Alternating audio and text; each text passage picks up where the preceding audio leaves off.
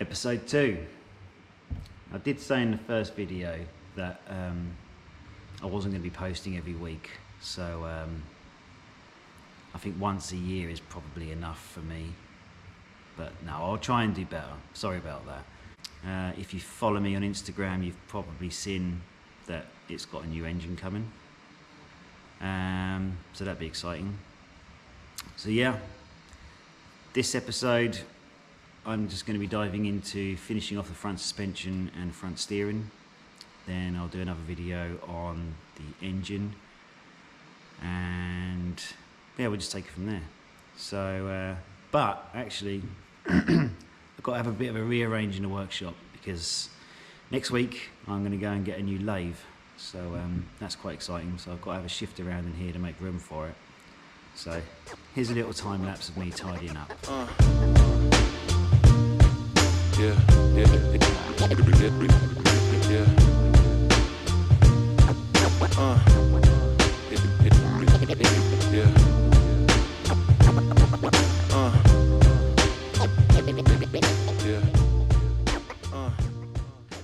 Right, so next job is to get these on the car.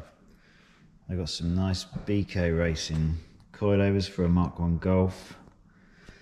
And they come with a nice top mount as well, a nice adjustable top mount. But this top mount won't fit my car. And to be fair, the top mounts that are in my car are pretty appalling, so I'm going to cut them out and replace the turrets to make these fit. I made these turrets years ago. They are adjustable, as you can see, but they're pretty ugly. So they're going to be cut out. It's going to cut the top off around here, and I've got a new 6mm plate top which has been cut to fit them new top mounts. So I'll cut these out, weld them in, and then hopefully I can get the coilovers on and we can see how it all fits.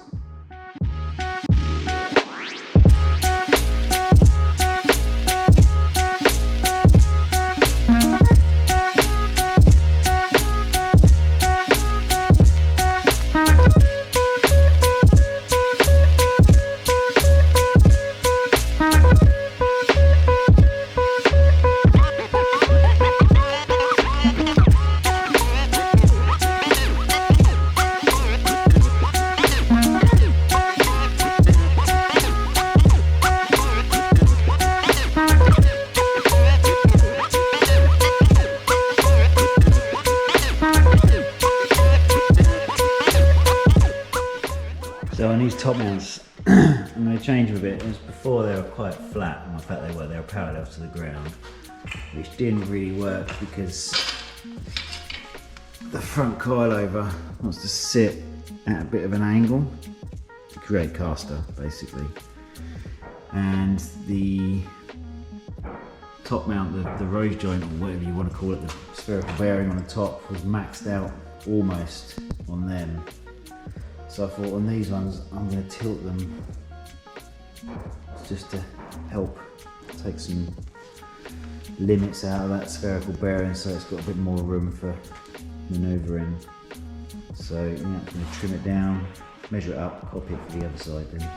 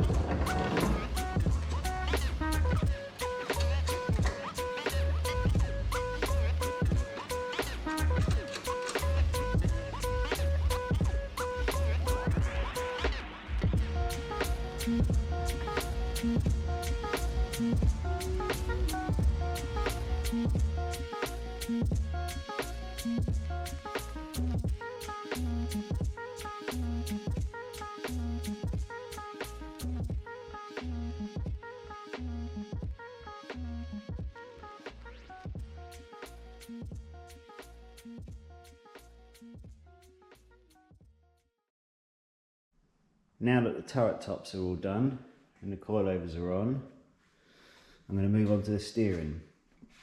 Now on a Mark 1 Polo, a Mark 2 and Mark 3, or Mark 2F, the steering is pretty rudimentary. You have a steering column, comes down to this point on the rack, and then the rack just moves left and right here, and you have these steering arms which come off here, and then there's one that comes off and goes to the other wheel. Fine for a road car, but not very good for a track car. The steering arms are basically half the width of the car, which makes an awful lot of bump steer because they are pretty much double the length of your lower arm. So as your lower arm goes up, like so, the steering rack arm takes a lot bigger radius. So your wheel ends up doing this as you're going in and out, and that's not ideal. So I've got an idea. So let me get on the lathe and make some parts. Should just point out that I've just got myself a nice Colchester Student, and I'm well chuffed with it. Can't wait to start making some parts. I've been going over to my mate Dave's, which is like a half-hour drive there, half-hour drive back, just to, you know, make some little bits and bobs on his lathe. So now I've got my own, I don't have to. So I'm quite excited about that.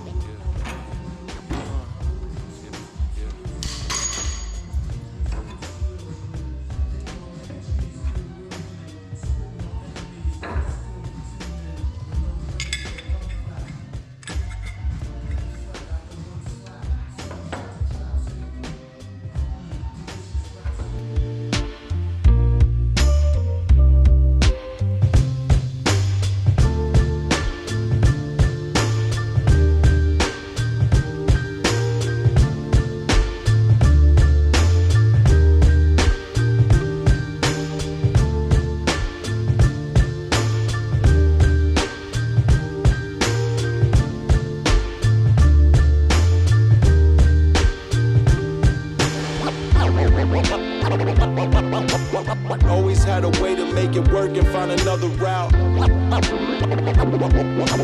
Always had a way to make it work and find another route.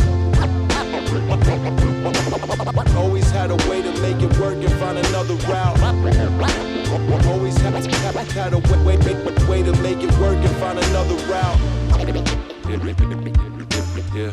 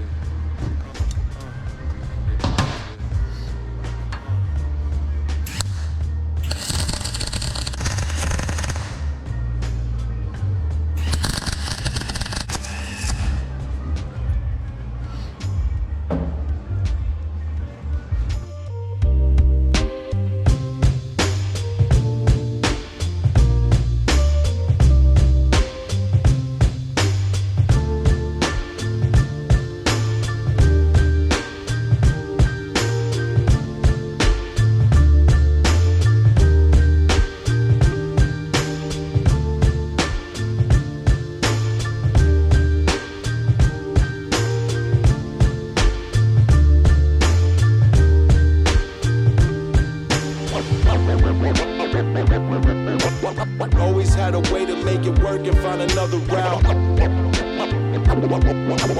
Always had a way to make it work and find another route.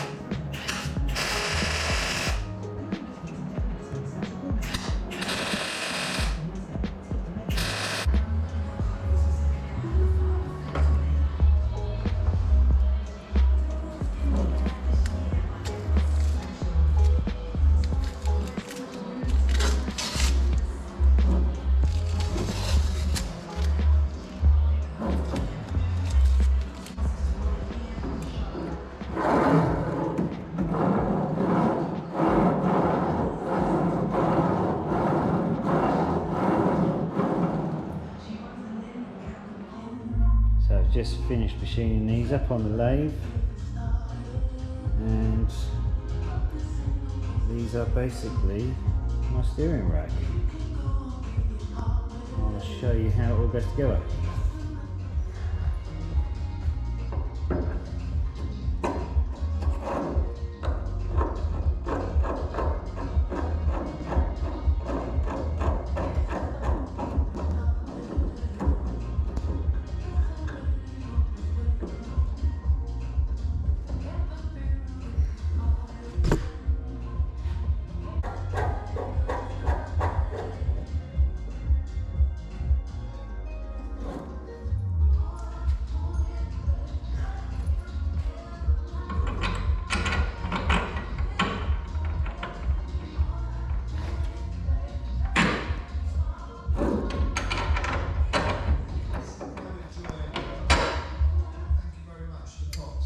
There we go.